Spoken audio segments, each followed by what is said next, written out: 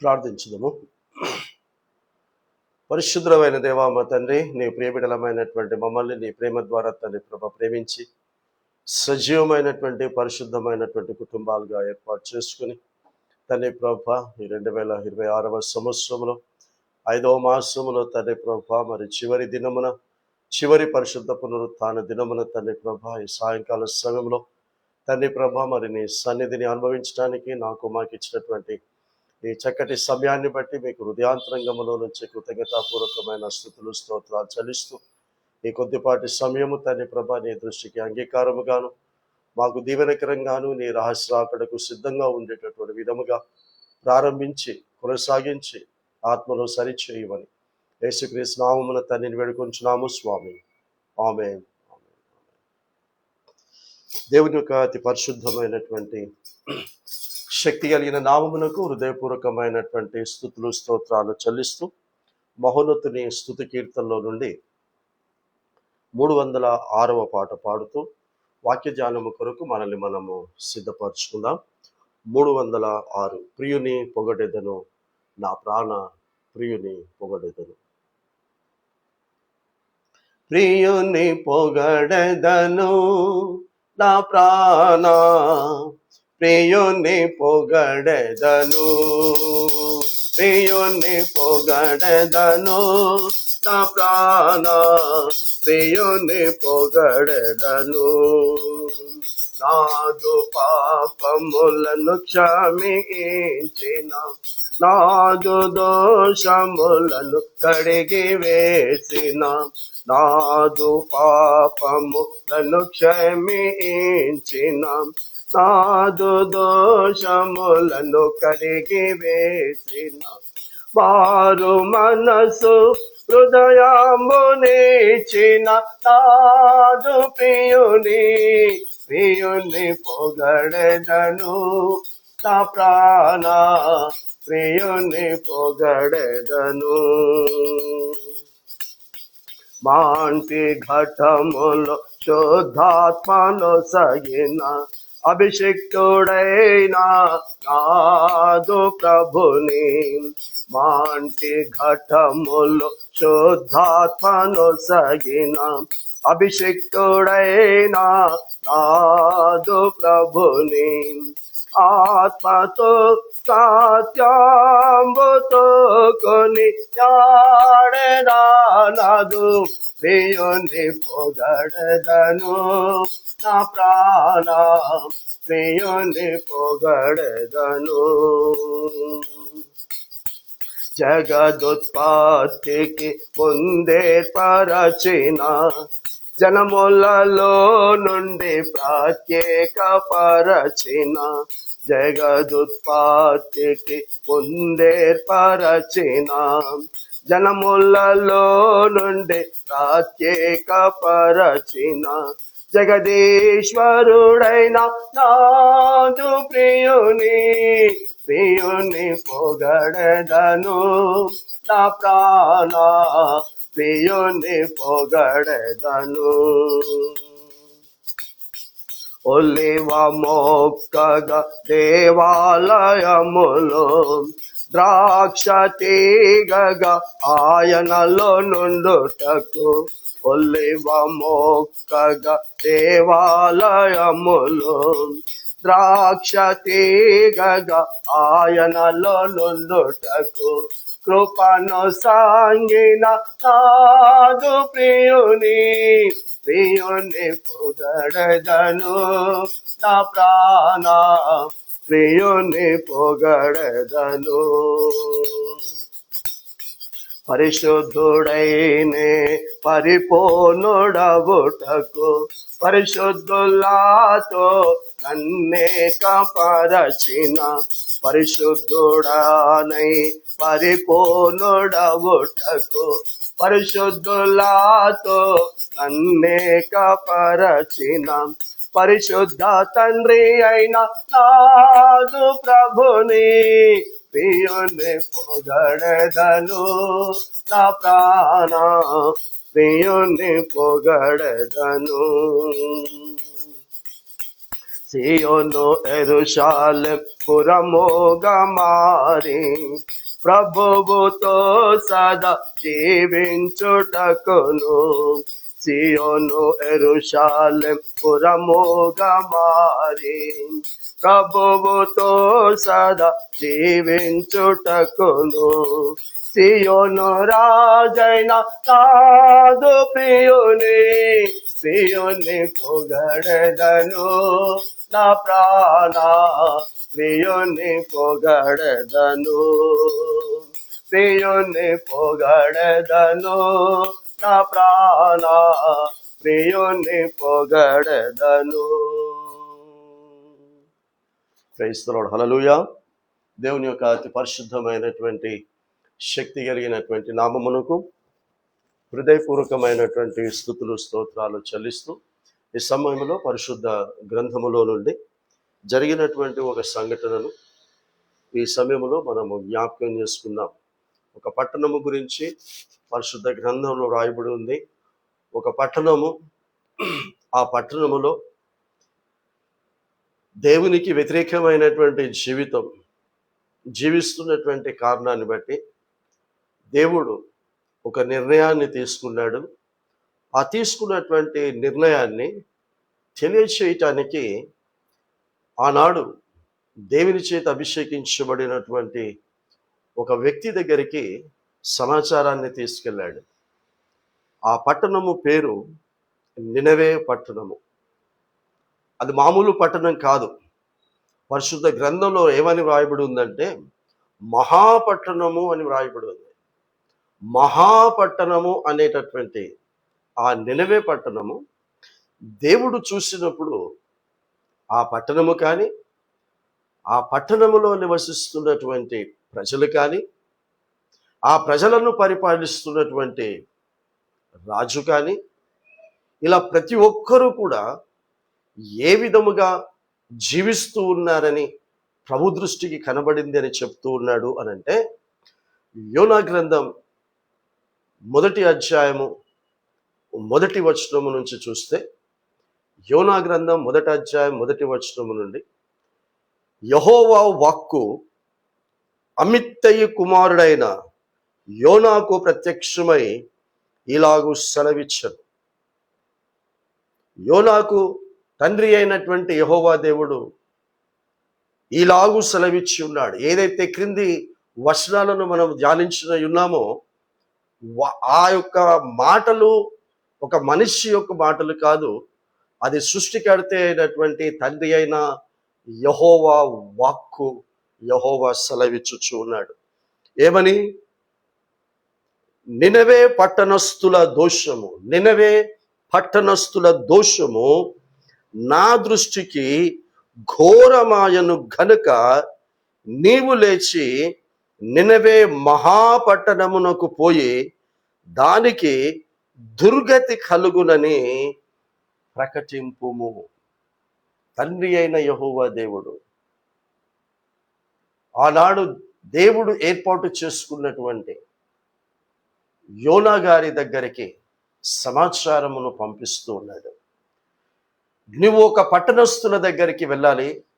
ఆ పట్టణస్థుల దగ్గరికి వెళ్ళి నేను చెప్పినట్టుగా నీవు నా వాక్కును నువ్వు ప్రకటించాలి. ఏంటి ఆ నా వాక్కు అని సెలవిస్తున్నాడంటే, ఆ పట్టణస్థులకు దుర్గతి పట్టునని చెప్పు. ఆ పట్టణస్థులకు ఇక మీదట మంచి జరగదు అని చెప్పు. ఆ పట్టణస్థులకు కీడు కలుగును అని చెప్పు. ఆ పట్టణస్థులు ఎందుకు కీడు కలుగుతుంది, ఎందుకు దుర్గతి కలుగుతుంది అని గనక ప్రశ్నిస్తే, దేవుని దృష్టికి మీరు మహాఘోరమైనటువంటి కార్యాలు చేస్తున్నట్టుగా కనబడింది అని చెప్పమంటున్నాడు. మనుష్యుల దృష్టికి ఎలా కనబడుతుందో మనకు తెలియదు. నేను చేసే కార్యాలు నాకు మంచిగా అనిపించవచ్చు, నేను చేసే కార్యాలు నలుగురికి మంచిగా అనిపించవచ్చు. కానీ నేను, నువ్వు, మనము చేసేటటువంటి కార్యాలు నిత్యము కునకకుండా నిద్రపోకుండా పరిశీలనగా చూస్తూ ఉన్నటువంటి, ఆ పరలోకములో నుండి చూస్తున్నటువంటి ఆ తండ్రికి ఎలా కనబడుతూ ఉన్నాయి? మన ప్రవర్తన ఆయన దృష్టికి ఎలా కనబడుతూ ఉంది? వాక్యానికి, దేవుని యొక్క వాక్కుకు వ్యతిరేకముగా కనబడుతుందా, లేదా దేవుని యొక్క వాక్కుకు అనుకూలంగా కనబడుతూ ఉందా?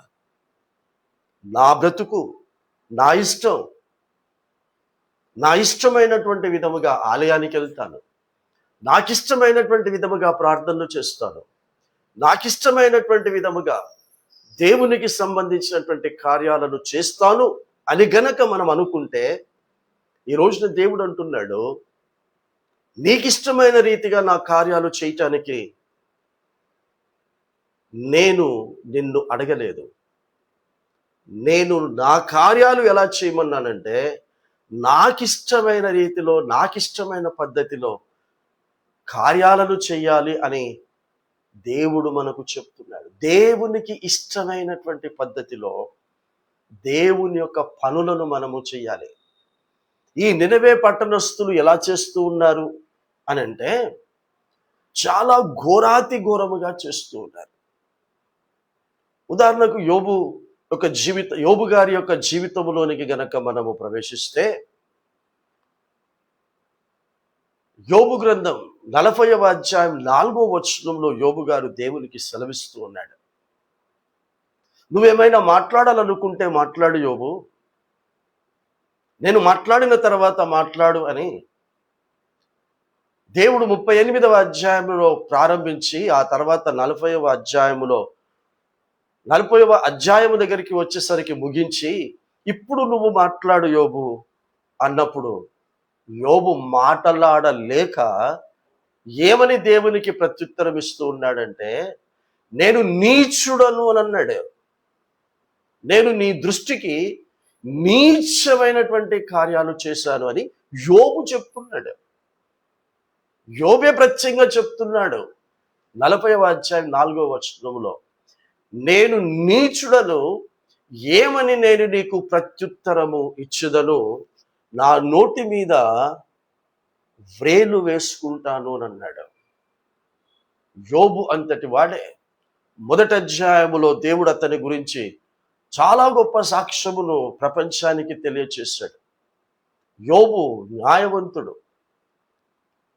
యథార్థవర్తనుడు, చెడుతనమును విసర్జించిన వాడు, యెహోవా యందు భయము భక్తి కలిగినటువంటి వాడు అని సాక్ష్యం పొందుకున్నటువంటి ఆ యోబు చివరిలో చెప్తూ ఉన్నటువంటి మాట ఏంటి అని అంటే, నేను నీచుడను అని అంటున్నాడు. ఏంటి యోబు గారు చేసినటువంటి నీచమైన కార్యాలు? ఏంటి నీచమైనటువంటి కార్యము చేశాడు అని అంటే, దేవునికి సంబంధించినటువంటి కార్యమే చేసి అది దేవునికి ఇష్టమైన రీతిలో చేయలేదు. దేవునికి ఇష్టమైనది ఏంటి అని అంటే, సామెతల గ్రంథకర్త ద్వారా 20వ అధ్యాయంలో సెలవిచ్చినటువంటి విధముగా, బాలురు నడవలసిన త్రోవను వానికి నేర్పించుము, పెద్దవాడైనప్పుడు వాడు అందులో నుంచి తొలగిపోడు అని దేవుడు తన యొక్క వాక్కును తన యొక్క పరిశుద్ధ గ్రంథంలో రాయించి ఇస్తే, నీకు ఇచ్చినటువంటి నీ పిల్లలను నా యొక్క పరిశుద్ధ గ్రంథ లేఖనముల ప్రకారంగా పెంచు, వారితో నా మాటలను ప్రతి సమయంలో కూడా మాట్లాడమన్నాడు. ద్వితీయోపదేశకాండం 6వ అధ్యాయంలో మనం చూస్తే, నిలుచున్నప్పుడు మాట్లాడమన్నాడు, కూర్చున్నప్పుడు మాట్లాడమన్నాడు, నడుచున్నప్పుడు మాట్లాడమన్నాడు.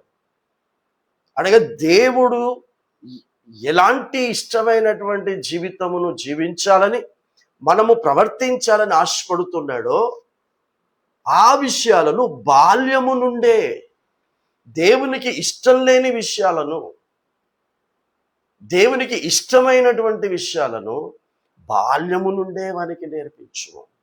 కూర్చున్నప్పుడు నేర్పించుము, నిలబడ్డప్పుడు నేర్పించుము, నడుచున్నప్పుడు నేర్పించుము.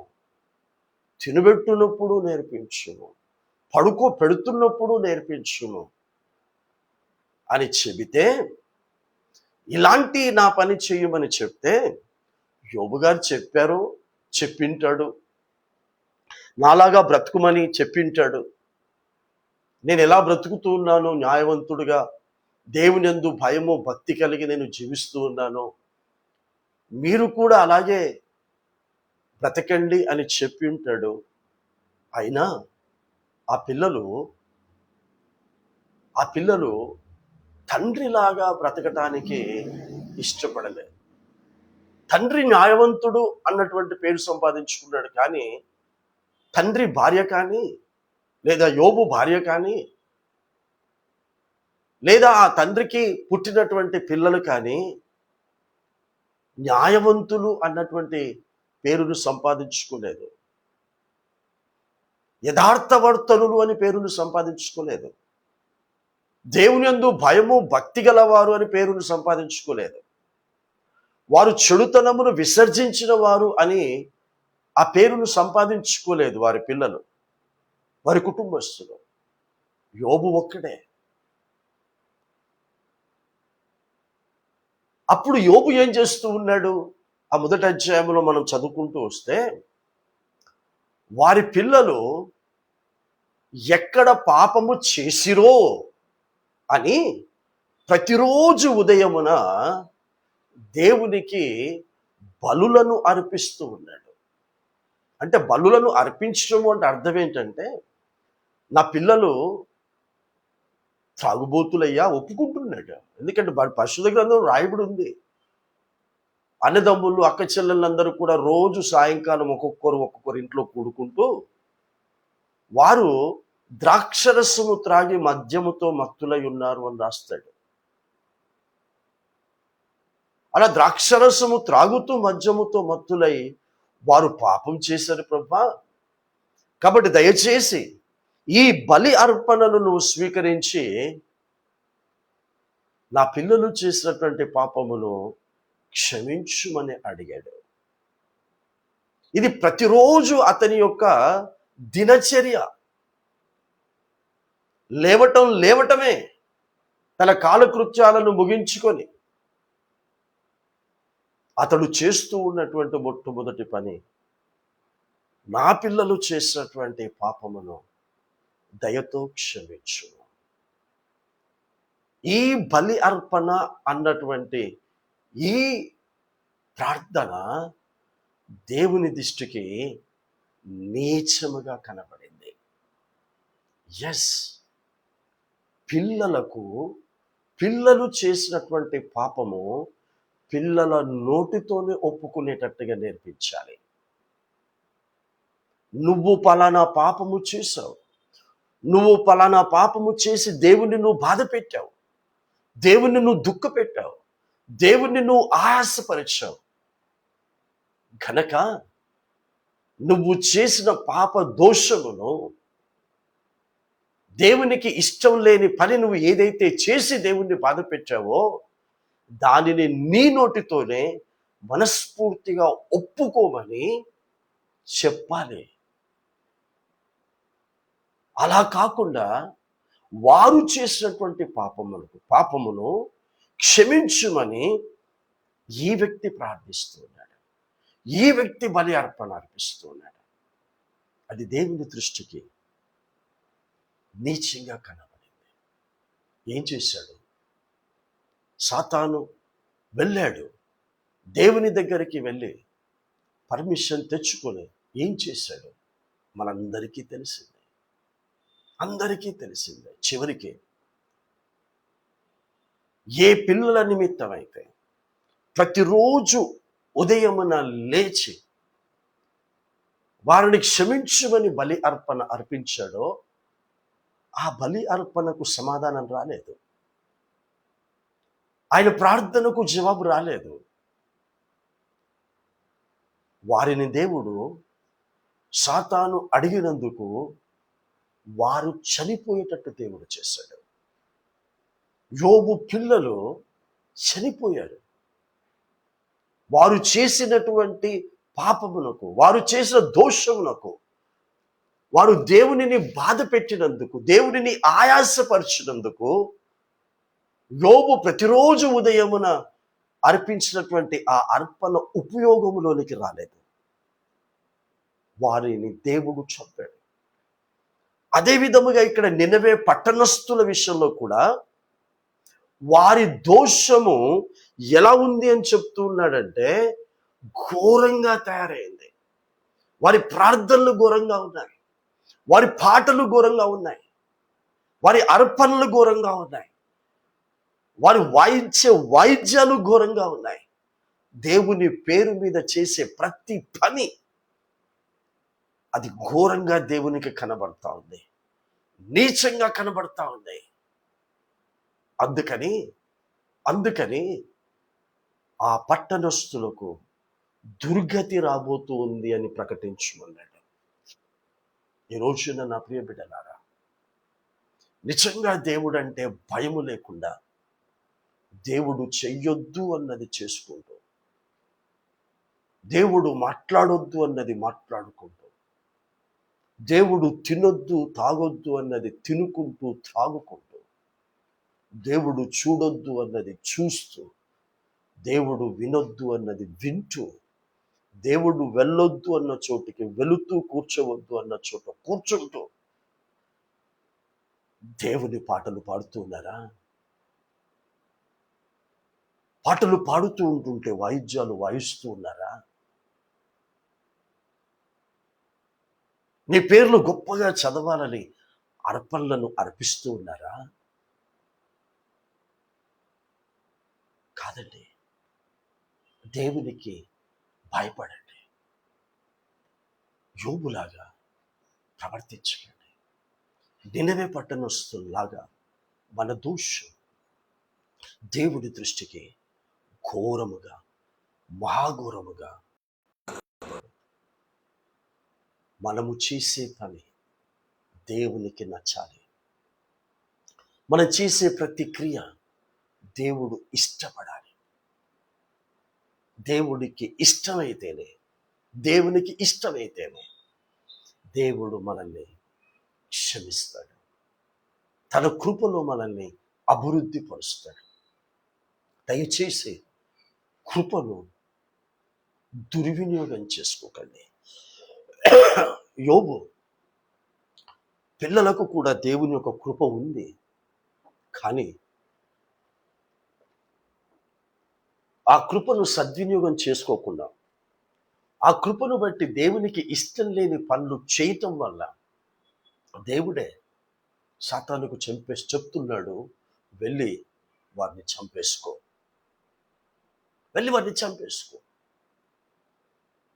నా ప్రియబిడ్డ, నినవే పట్టణస్థులకు చెప్తున్నాడు, వెళ్ళి చెప్పు. ఆ రోజు మాత్రమేనా అంటే కాదండి. పరిశుద్ధ గ్రంథంలో ఈ సంఘటనను రాయించి పెట్టాడు అని అంటే తప్పకుండా దేవునికి వ్యతిరేకంగా బ్రతుకుతూ ఉన్నటువంటి వారి మీదికి దేవుని యొక్క కోపము రగులుకోబోతా ఉంది. ఏ విధంగా దేవుడు దుర్గతిని తీసుకొని వస్తాడో తెలియదు,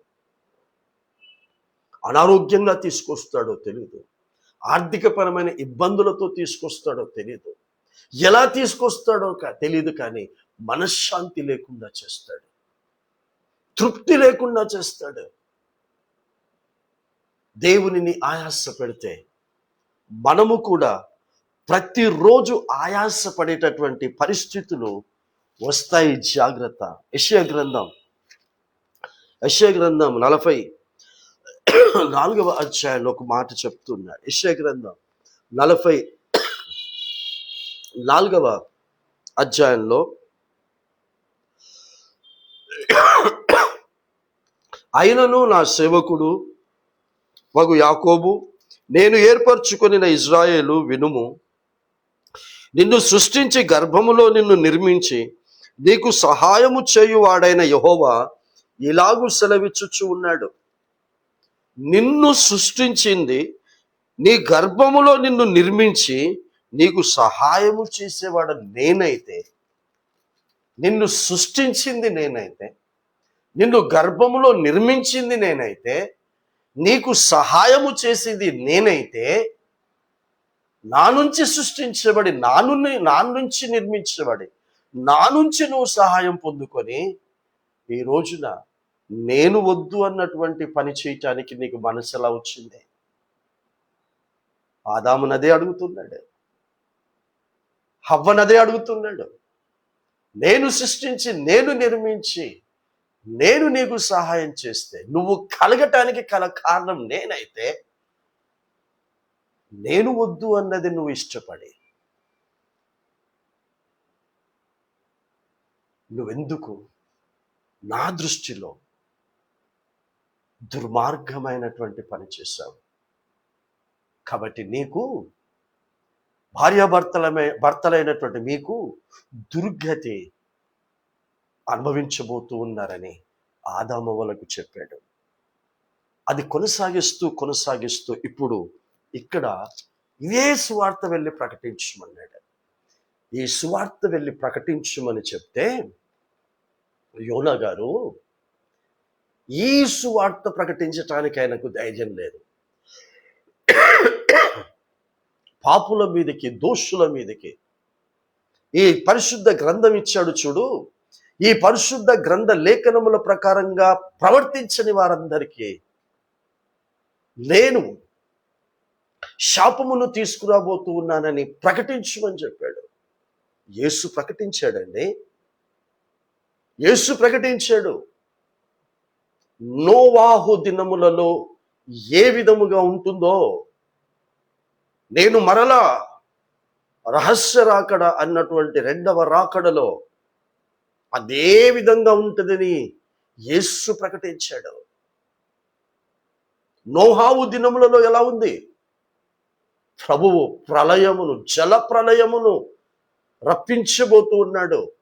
ఆ జల ప్రళయములో సమస్తమును కూడా దేవుడు నాశనం చేయబోతూ ఉన్నాడని నోవాహు ద్వారా ఒక ప్రక్క ప్రకటింప చేస్తూ, ఇంకొక ప్రక్క ఓడను నిర్మాణము చేసుకుంటూ ఆ ఓడకు పెట్టినటువంటి పేరు రక్షణ ఓడ. ఒక ప్రక్క జల ప్రళయము రాబోతా ఉంది. ఆ జల ప్రళయములో నాశనం కాకుండా ఉండున్నట్లు మీరు మారు మనస్సు పొంది రక్షించబడి చేస్తున్న పాపాలన్నిటినీ కూడా ఒప్పుకొని శాశ్వతంగా విడిచిపెట్టి ఈ రక్షణ ఓడలో ప్రవేశించండి అని ప్రకటింప చేస్తూ రక్షణ ఓడను సిద్ధపరుస్తూ ఉంటుంటే అవహేళన చేశారు, అసహించుకున్నారు, అవమానపరిచారు. అదే విధంగా ఉంటుంది అని చెప్పాడు. అవును నా ప్రియ బిడ్డలారా, యేసు రహస్య రాకడ బహు సమీపముగా ఉంది. ఏ క్షణములోనైనా ఆయన రావటానికి సిద్ధంగా ఉన్నప్పుడు యేసు చెప్పాడు, యేసు గుర్తు చేశాడు. 6వ అధ్యాయం ఆదికాండం, అది మరలా గుర్తు చేయండి. మళ్ళీ అన్నాడు, సొదొమ గొమొర్రా పట్టణమును గురించి కూడా చెప్పాడు. సొదొమ గొమొర్రా పట్టణము దేవుడు చేత అగ్నిగంధకముల చేత ఎలా కాల్చబడుతూ ఉందో,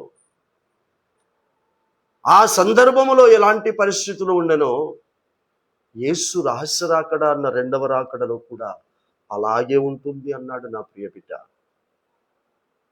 సొదొమ గొమొర్రా పట్టణస్థులను అగ్నిగంధకముల చేత కాల్చటానికి ముందు ఏం చేశాడు? లోతు గారి ద్వారా ప్రకటింప చేశాడు. లోతు వెళ్ళి చెప్పాడు, అయలారా, మన పట్టణములో మన పట్టణస్థులందరూ కూడా వారి ఇష్ట ప్రకారంగా పాపము చేస్తూ, దోషము చేస్తూ బ్రతుకుతున్న కారణాన్ని బట్టి దేవుడు అగ్నిగంధకములు కురిపించి కాల్చేస్తాడట. కాబట్టి దయచేసి మీకు ఇష్టమైనటువంటి విధంగా బ్రతుకుతున్నటువంటి బ్రతుకులను మార్చుకోండి అని లోతు గారు వెళ్ళి చెప్తే, తనకు కాబోయే అల్లుళ్లకు సైతం వెళ్ళి చెబితే అపహాస్యం చేశారు, హేళన చేశారు. ఆ మాటలను నమ్మలేదు, విశ్వసించలేదు. అదే విధముగా యేసు మరలా రానయ్యున్న దినాలు ఉంటాయని చెప్పాడు. ఈ మాటలు వెళ్ళి చెప్పు యోనా గారు, ఇలాంటి సువార్త వెళ్ళి ప్రకటించి యోనా గారు అని చెప్తే, యోనా గారు ఇలాంటి వాక్యం చెప్పటానికి భయపడ్డాడు. నినవే పట్టణస్థులు ఎలా బ్రతికినప్పటికీ నువ్వు దీవిస్తావని చెప్పు, నేను వెళ్ళి చెప్తాను అన్నాడు. కానీ నినవే పట్టణస్థులు బ్రతుకుతున్న బ్రతుకును బట్టి నువ్వు వాడిని నాశనం చేస్తావని చెప్పమంటే మాత్రము నేను చెప్పనంటున్నాడు. ఆ యోనా స్థానంలో ఈ రోజున ఎంతమంది ఉన్నారు యోనా స్థానంలో? ప్రతి ఒక్కరికి సువార్త ప్రకటించాల్సిందే. నీవు పాపమును విడిచిపెట్టకపోతే పాపము నిన్ను చంపుతుంది అని చెప్పన్నాడు. ఆజ్ఞ అతిక్రమమే పాపము, పాపము వలన వచ్చు జీతము మరణము అని చెప్పమన్నాడు. నువ్వు ఆజ్ఞను అతిక్రమిస్తూ జీవిస్తున్నప్పటికీ, ఆజ్ఞ అతిక్రము పాపము అని తెలిసినప్పటికీ కూడా ఆజ్ఞలను అతిక్రమిస్తూ పాపము చేస్తూ దేవుని కృపను బట్టి నాకు ఇంకా ఏమీ కాలేదు, దేవుని కృపను బట్టి నేను బ్రతుకుతున్నటువంటి బ్రతుకు సరి అయినదే కాబట్టే దేవుడు నన్ను ఏమీ అనటం లేదు అని గనక నువ్వు అనుకుంటే, ఏ రోజు ఏ క్షణములో అకస్మాత్తుగా నినవే పట్టణస్థులకు పంపించబోతున్నటువంటి దుర్గతి పంపించబోతాడో నాకు తెలియదు, కానీ పంపిస్తాడు. యేసు వచ్చే సమయంలో యేసుకు ఇష్టమైన రీతిలో మనము జీవించకపోతే 7 ఏళ్ల శ్రమలకు కాదు నా ప్రియ సహోదరుడా, శ్రమలకు కాదు నా ప్రియ సహోదరి, మహాశ్రమలకు అప్పగించబడతాము అని చెప్పాడు. అది దుర్గతి కాదా? అది నాశనము కాదా? అది మహాబాధ వేదనలు కాదా? యేసు వచ్చినప్పుడు విడవబడొద్దు నా ప్రియ బిడ్డ, ఎత్తబడాలి అంటే దేవునికి ఇష్టమైనది మాత్రమే. ఎంత కష్టమైనా చెయ్యాల్సిందే. నేను ప్రకటించలేను, నేను నినవే పట్టణానికి నేను వెళ్ళను అని తర్షీషుకు వెళుతూ ఉన్నాడు. ఓడ ఎక్కేశాడు, ప్రయాణమే వెళుతూ ఉన్నాడు. ఏ తర్షీషుకు వెళ్ళే ఓడలో దేవుని సువార్తను ప్రకటించుమని, ఎక్కడికి వెళ్ళి ప్రకటించుమని ఒక ప్రకటించేటటువంటి ప్రవక్తకు చెప్పుమని చెప్పాడో, అదే ప్రవక్త, దేవుని చేత అభిషేకించబడినటువంటి ప్రవక్త ఏ ఓడలో ఉన్నాడో, ఏ సముద్రములో ప్రయాణం చేస్తూ ఉన్నాడో, అదే సముద్రము పొంగుతూ ఉంది.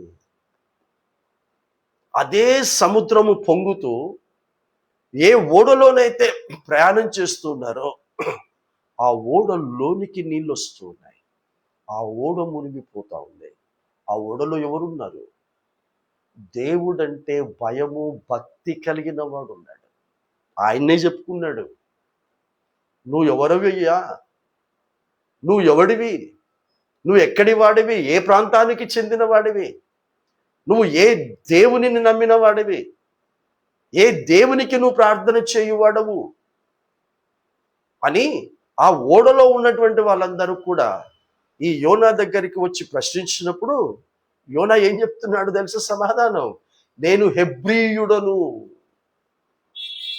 హెబ్రీయుడను, అంతేకాదు నేను ఆకాశమును భూమిని సర్వమును కూడా సృజించినటువంటి యెహోవా యందు భయము భక్తి గలవాడిని అని చెప్పుకుంటున్నాడు.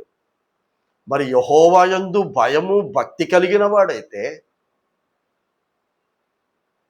అతడు ఉన్నటువంటి ఓడ ఎందుకు మునిగిపోతూ ఉంది? అతడు ప్రయాణం చేస్తున్నటువంటి సముద్రము ఎందుకు పొంగుతూ ఉంది? ఎందుకు తుఫానుగా మారుతూ ఉంది? దేవుడంటే భయము భక్తి కలిగిన వాడు ఉన్న ఓడ మునిగిపోకూడదు. చూడండి, అక్కడ అదే సమాధానం చెప్పాడు. యోనా గ్రంథం 1వ అధ్యాయం 9వ వచనంలో వాళ్ళు అడిగితే ఏమని చెప్తున్నాడంటే, అతడు వారితో, అంటే యోనా వారితో ఇట్లా అన్ను, నేను హెబ్రీయుడను, సముద్రమునకును భూమికిని సృష్టికర్త అయి ఆకాశమందుండు దేవుడైన యెహోవా యందు నేను భయము భక్తులు గలవాడనై ఉన్నాను అని చెప్పాడు. ఇప్పుడు చెబుతూ ఏం చెప్తున్నాడంటే, నేను ఉన్న ఈ ఓడ మునిగిపోవడానికి గల కారణం, నేను ప్రయాణం చేస్తున్నటువంటి ఈ ఓడ మునిగిపోవడానికి గల కారణం, ఈ సముద్రం పొంగి తుఫానుగా మార్చబడగల కారణం ఏంటంటే, నేను యెహోవా సన్నిధిలో నుండి పారిపోవచ్చు ఉన్నాను. ఏ పట్టణస్థులకైతే వెళ్ళి మీ పట్టణం మీదికి, మీ పట్టణస్థుల మీదికి మీరు చేసినటువంటి దుర్మార్గమైనటువంటి కార్యములను బట్టి దేవుని దగ్గర నుంచి దుర్గతి రాబోతా ఉంది, నాశనం రాబోతా ఉంది అని ప్రకటించమన్నాడో, అది ప్రకటించకుండా దేవుని సన్నిధిలో నుండి నేను పారిపోతూ ఈ ఓడలో ఉన్నాను గనక ఈ ఓడ మునిగిపోతూ ఉంది.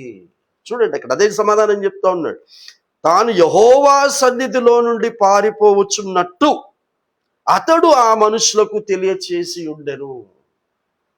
నేను దేవుని సన్నిధిలో నుండి అంటే దేవుడు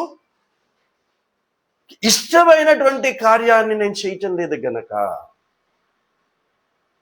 నా ప్రియ బిడ్డ, ఈరోజు ఒక క్రైస్తవుడిగా, క్రైస్తవురాలిగా పరిశుద్ధ గ్రంథాన్ని నమ్మి యేసుక్రీస్తును స్వంత రక్షకుడిగా అంగీకరించి, నీ మనసుకు తెలుసు, నీ అంతరాత్మకు తెలుసు, దేవునికి ఇష్టమైన పని చేస్తున్నావో, దేవునికి ఇష్టం లేని పని చేస్తూ ఉన్నావో.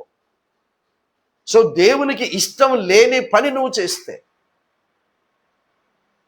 దేవునికి ఇష్టమైనటువంటి పని మనము చెయ్యకపోతే, దానికి యోనా గారు పెడుతున్నటువంటి పేరు దేవుని సన్నిధిలో నుండి పారిపోవచ్చు ఉన్నాను.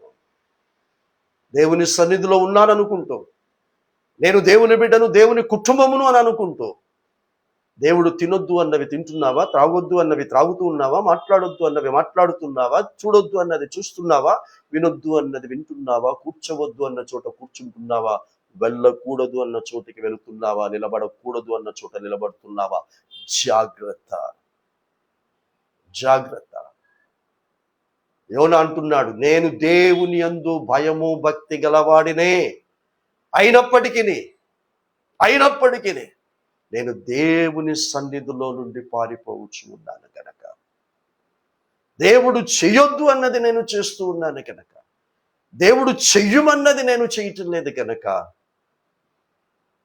నేను ప్రయాణం చేస్తున్నటువంటి ఓడ మునిగిపోవటానికి గల కారణము, నాతో పాటు ప్రయాణం చేస్తున్నటువంటి మీ అందరికీ కూడా నెమ్మది లేకుండా ఉండటానికి గల కారణము, మీరందరూ కూడా ఆస్తి నష్టం కలగడానికి గల కారణము, నేను దేవుని సన్నిధిలో నుండి పారిపోతూ ఉన్నందుకు, నేను దేవుని సన్నిధిలో నుండి పారిపోతున్నందుకు ఇది జరుగుతూ ఉంది.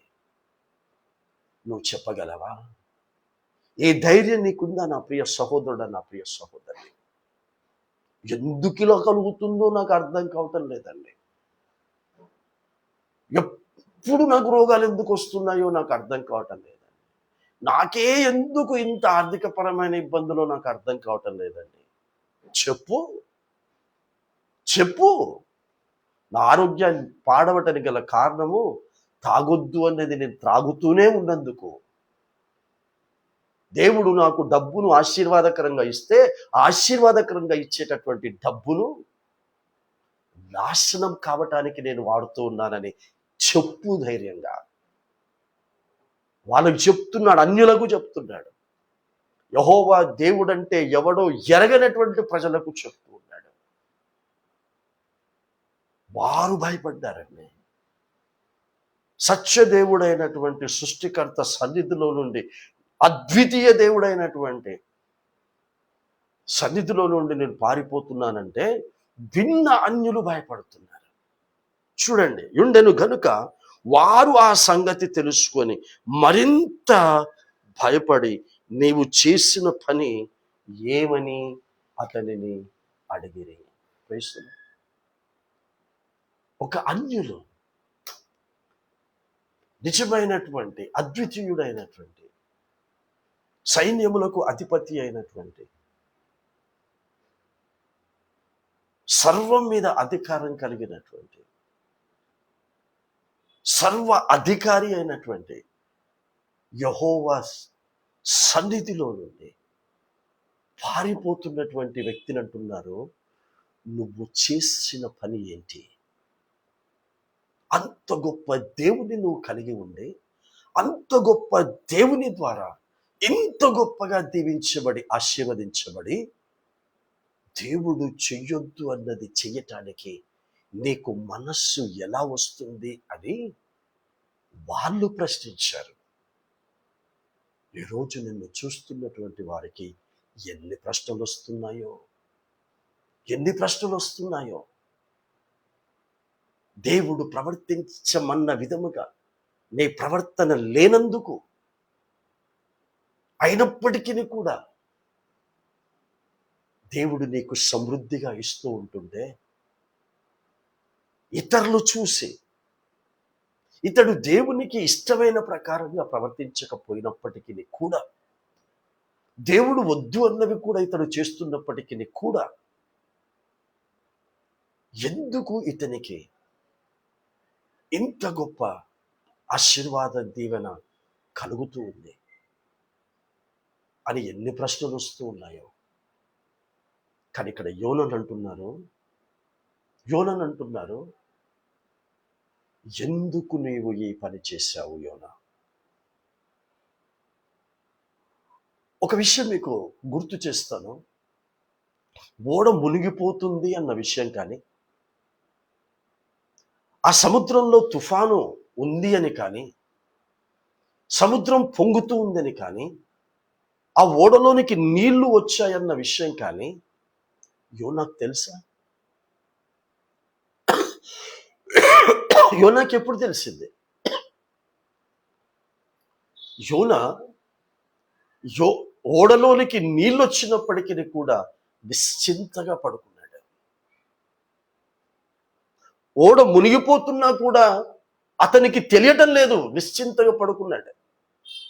సముద్రం పొంగుతూ ఉంది, మహాభయంకరమైనటువంటి శబ్దం చేస్తూ ఉంది సముద్రం.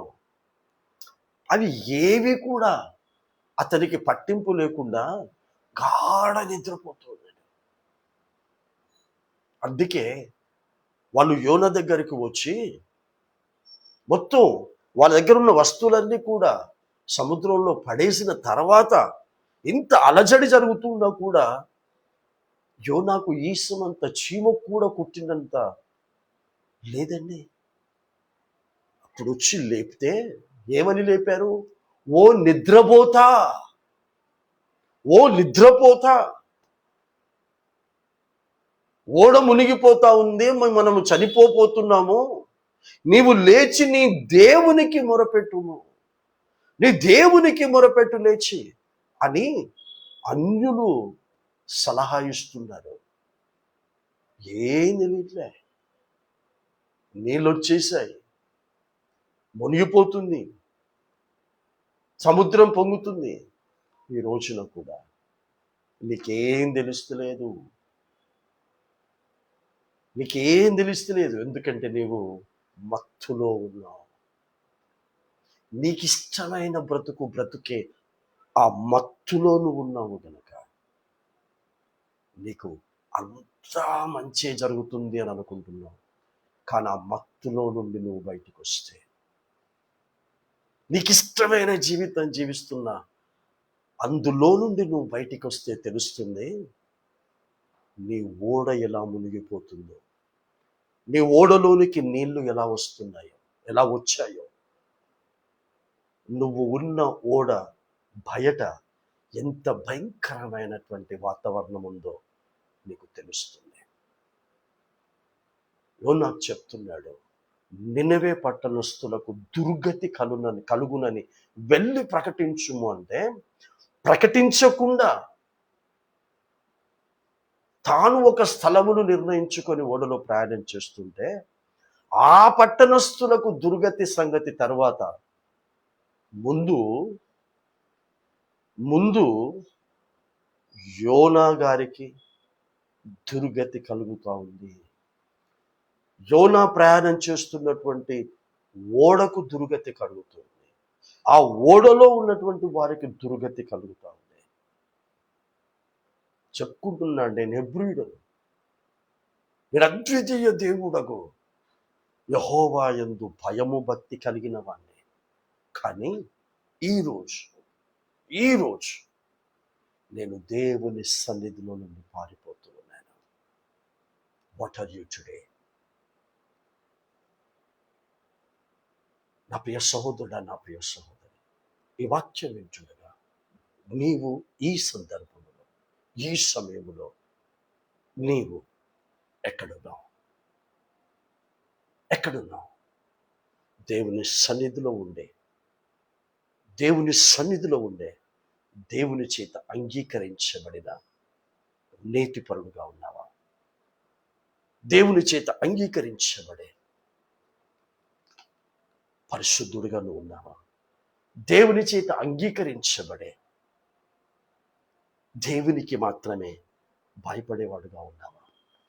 దేవుని సన్నిధిలో ఎలా ఉండాలో పేతురు గారు కొర్నేలి ఇంటిలో చెప్పిన మాట జ్ఞాపకం చేసి ఈ సమయంలో ఈ వర్తమానమును సరిచేయటానికి ఇష్టపడుతూ ఉన్నాను. 10వ అధ్యాయం అపోస్తుల కార్యము, 10వ అధ్యాయము అపోస్తుల కార్యం 10వ అధ్యాయం 35వ వచనం. ప్రతి జనములోను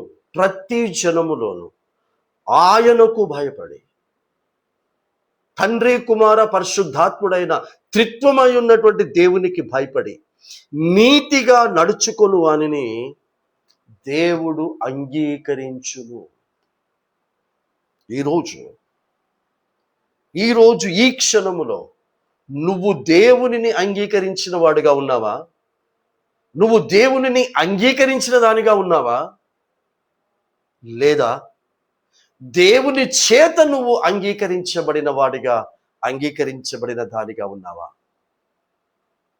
ప్రశ్నించుకో. నువ్వు దేవునిని అంగీకరించాలి, దేవుడు కూడా నిన్ను అంగీకరించాలి. దేవుడు యోనాను అంగీకరించటం లేదు. మొదట అధ్యాయంలో అతడు ఏ నిర్ణయం తీసుకున్నాడు? దేవుని నిర్ణయం కాకుండా తాను సొంత నిర్ణయం తీసుకొని ప్రయాణం చేస్తూ ఉన్నాడు. తన ప్రయాణం సొంత ప్రయాణం, దేవుడు నిర్ణయించిన ప్రయాణం కాదది. ఆ ప్రయాణం తన సొంత ప్రయాణం చేస్తూ ఉంటుంటే యోనాను దేవుడు అంగీకరించటం లేదు. కారణం, దేవునికి భయపడువాడు కాదు, నీతిని అనుసరించి నడుచుకుంటున్నటువంటి వాడు కాదు. ఆ క్షణములో, ఆ సమయములో, ఈరోజు ఈ సమయములో ఏ తప్పుడు నిర్ణయం తీసుకొని నువ్వు క్రైస్తవుడిగా ప్రయాణం చేస్తున్నావో, క్రైస్తవురాలిగా ప్రయాణం చేస్తున్నావో, ఆ తీసుకున్న నీ నిర్ణయం దేవుని నిర్ణయం కాకపోతే ఈరోజు నీవు కూడా దేవుని చేత అంగీకరించబడిన వాడవు కాదు, అంగీకరించబడిన దానవు కాదు. నీకు నచ్చినా నచ్చకపోయినా ఆ రోజు ఈ విధముగానే నువ్వు వెళ్ళి నినవే పట్టణస్థులకు వాక్కును ప్రకటించాలి అని చెప్పాడు.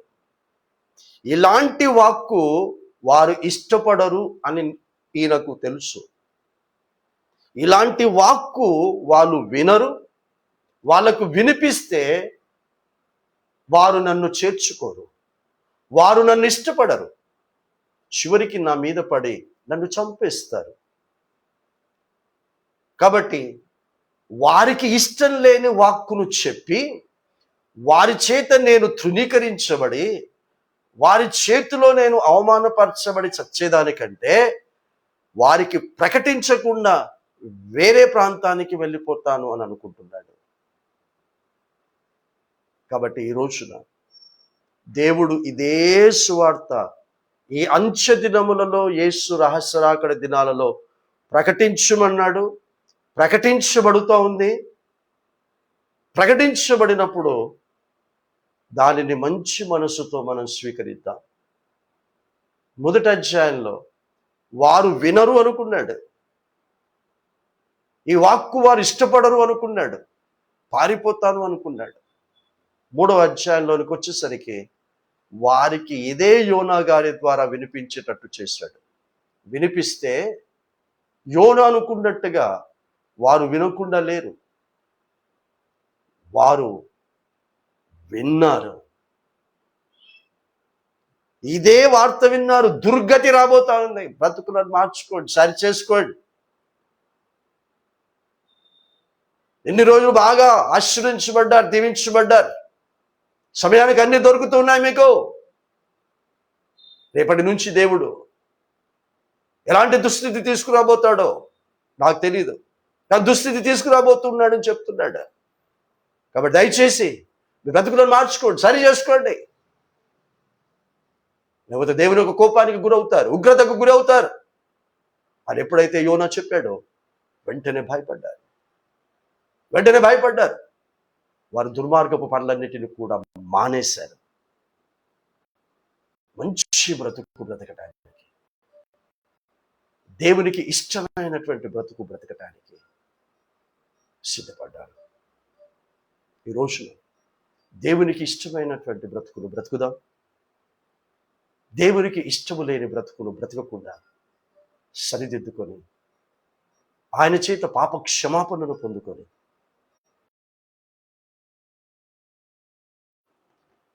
దేవుడంటే భయపడేటటువంటి వారిగా దేవుని వాక్కును మాత్రమే అనుసరించి నడుచుకొని పాప క్షమాపణ పొందుకొని ఈ రోజున నినవే పట్టణస్థులను దేవుడు క్షమించాడు. నిన్ను కొన్ని క్షమిస్తాడు, నీ కుటుంబాన్ని క్షమిస్తాడు. క్షమించుమని అడగనంత వరకు ఏ దుర్గతిలోనైతే ఉన్నామో, ఏ దుర్మార్గపు కార్యాలైతే చేస్తున్నామో అందులో నుంచి బయటికి వచ్చి క్షమించమని అడుగుదాం. అందులో ఉండి క్షమించమని అడగకండి. అందులో నుంచి బయటికి వచ్చి క్షమించమని అడుగుదాం. అదే చేశాడు దేవుడు. చెప్పాడు, యేసుక్రీస్తు చెప్పాడు. ఈ రెఫరెన్స్ గుర్తు చేశాడు. మత్తయి సువార్త 12వ అధ్యాయం 40వ వచనం నుంచి మీరు చదువుకుంటూ వస్తే ఈ నినవే పట్టణస్థులందరూ కూడా ఈ రహస్య రాకడలో బ్రతుకులను మార్చుకోండి అని మార్చుకోకుండా బ్రతుకుతున్నటువంటి వారి మీద ఈ నినవే పట్టణస్థులు నేర స్థాపన చేస్తారు అని అక్కడ రాయించారు. ఒకసారి చూడండి. మత్తయి సువార్త 12వ అధ్యాయము 41వ వచనం చదువుతూ ఉన్నాను. నినవే వారు యోన ప్రకటన విని మారు మనస్సు పొందిరి. ఎక్కడో యోనా గ్రంథంలో జరిగినటువంటి సంఘటన యేసుక్రీస్తు ప్రభుల వారు వచ్చిన తర్వాత ప్రస్తావన తీసుకొస్తున్నాడంటే, గుర్తు చేస్తున్నాడంటే నీకు అర్థం కావటం లేదా? నీ మనసు అంగీకరించడం లేదా?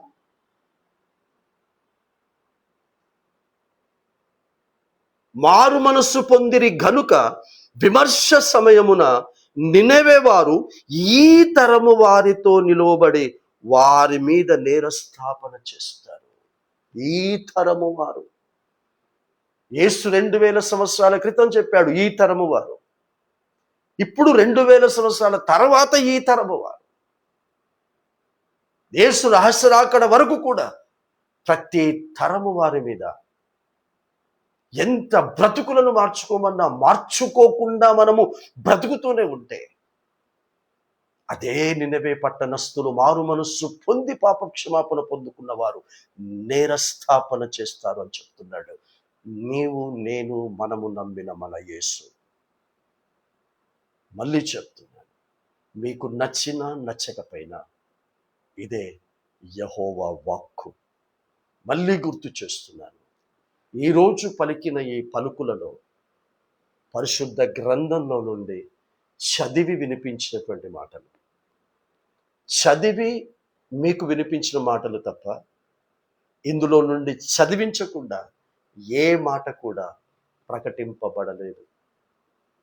కాబట్టి పరిశుద్ధాత్ముని కాలంలో మనం ఉన్నాము. పరిశుద్ధాత్ముడు చేసే పని మన పాపములను, దోషములను, వాక్యానికి వ్యతిరేకమైనటువంటి జీవితమును చూపిస్తాడు. చూపించినప్పుడు సరిచేసుకుందాం, సరిచూసుకుందాం, సరిచేసుకుందాం. అప్పుడే దేవుని దీవెనలు పొందుకుంటావు, అప్పుడే దేవుని ఆశీర్వాదాలు పొందుకుంటావు. యోబు ప్రస్తావన గుర్తు చేశాను, యోబు గారి ప్రస్తావన. అతడు ఒప్పుకున్న తర్వాత తిరిగి దేవుడు పూర్వపు స్థితి రెండంతలుగా ఇచ్చాడు. ఒప్పుకోనంత వరకు ఇవ్వలేదు నా ప్రియ బిడ్డ. 40వ అధ్యాయం 4వ వచనంలో నేను నీచుడను, ఏమని నేను నీకు ప్రత్యుత్తరం ఇవ్వగలను? నా నోటి మీద వేలేసుకుంటానని ఒప్పుకుంటే తిరిగి రెండంతలుగా దేవుడు ఆశీర్వదించాడు. నీవు కూడా ఒప్పుకో. చెప్తున్నాడుగా యోనా గారు, నేను దేవుని సన్నిధిలో నుండి పారిపోతూ ఉన్నాను. ఒప్పుకో, ఒప్పుకో. ప్రభువా, నేను నీ సన్నిధిలో నుండి పారిపోతున్నాను. ఒప్పుకో. భార్యకు చెప్పు, దేవుని సన్నిధి నుంచి పారిపోతున్నాను. భర్తకు చెప్పు, దేవుని సన్నిధి నుంచి పారిపోతున్నాను. పిల్లల కుటుంబస్తులకు, సంఘస్థులకు చెప్పు, దేవుని సన్నిధిలో నుండి పారిపోతూ ఉన్నాను. దేవుడు ఎలాగో అలాగా తిరిగి తన హక్కును చేర్చుకుంటాడు, తన దరికి చేర్చుకుంటాడు. నినవే పట్టణస్థులతో పాటు మనకు కూడా ఆ పాప క్షమాపణ ఇస్తాడు. ఇట్టి మాటలు దేవుని మాటలుగా మన వినికిడిలో దేవుడు దీవించి ఆశీర్వదించుగాక. ఆమేన్. పరిశుద్ధమైన దేవ మా తండ్రి, నీ ప్రియబిడలమైనటువంటి నన్ను మమ్మల్ని నీ ప్రేమ ద్వారా తండ్రి ప్రభ ప్రేమించి సజీవమైనటువంటి పరిశుద్ధమైనటువంటి కుటుంబాలుగా ఏర్పాటు చేసుకుని తండ్రి ప్రభ ఈ సమయంలో ఇచ్చినటువంటి గుర్తు చేసినందుకు, నినవే పట్టణస్థుల విషయంలో యోనా గ్రంథములో నుండి నీవు పాపుల విషయంలో, దోషుల విషయంలో, ఆజ్ఞను అతిక్రమించి బ్రతుకుతూ ఉన్నటువంటి పాపుల విషయంలో ఎలాంటి నిర్ణయమును తీసుకొనై ఉన్నావో మాకు గుర్తు చేశావు. కాబట్టి నువ్వు తీసుకున్నటువంటి నిర్ణయం, ఆ మహాదుర్గతి కలగబోతున్నటువంటి ఆ యొక్క నిర్ణయం మా జీవితంలో కలగకుండా ఉండాలంటే, అది మార్చబడాలంటే, మేము దీవించబడి ఆశీర్వదించబడి సంతోష సమాధానం నెమ్మదితో తృప్తితో సంపూర్ణమైన పరిపూర్ణమైన ఆయురారోగ్యాలతో పరిశుద్ధులతో నీతిమంతుగా నీకు మాత్రమే భయపడేటటువంటి వారుగా నీ రాకడకు అన్ని విధాలుగా సిద్ధంగా ఉండేటటువంటి ఆశీర్వాదము పొందుకొని బ్రతకాలంటే ఈ రోజున ఒప్పుకోవాలి. మరలా ఒప్పుకున్నటువంటి ఆ తప్పుడు కార్యాలు చేయకుండా బ్రతకాలి. అలాంటి బ్రతికేటటువంటి తీర్మానము తీసుకుంటూ ఉంటుండగా స్థిరమైనటువంటి మనస్సును నూతనముగా తండ్రి ప్రభ పుట్టించి మమ్మల్ని అందరినీ కూడా తండ్రి ప్రభ క్షమించి,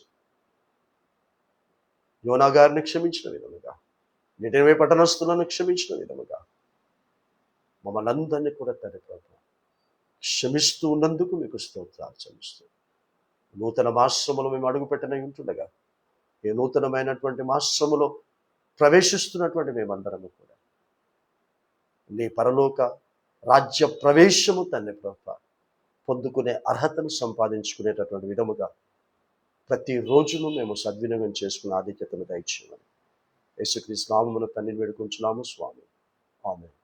ఇప్పుడు మన తండ్రి యొక్క కుమారుని యొక్క పరిశుద్ధాత్మని యొక్క ప్రేమ కృప అన్యోన్య సహవాసం సమాధానం సకల దీవుల ఆశీర్వాదం మనకును కుటుంబాలకును భూమి మీద నివసిస్తున్న సకల విశ్వాసులకును సత్యరాజ్య సువార్త ప్రకటిస్తున్న ప్రతి అభిషక్తునికి అభిషక్తురానికి ఇప్పుడు ఎల్లప్పుడు సదాకాలము తోడై నీడైండును కాక. ఆమేన్. సో ప్రైజ్ చూడండి, అందరికీ వందనాలు. God bless you all. దేవుడు మిమ్మల్ని మీ కుటుంబాలను దీవించి ఆశీర్వదించును గాక.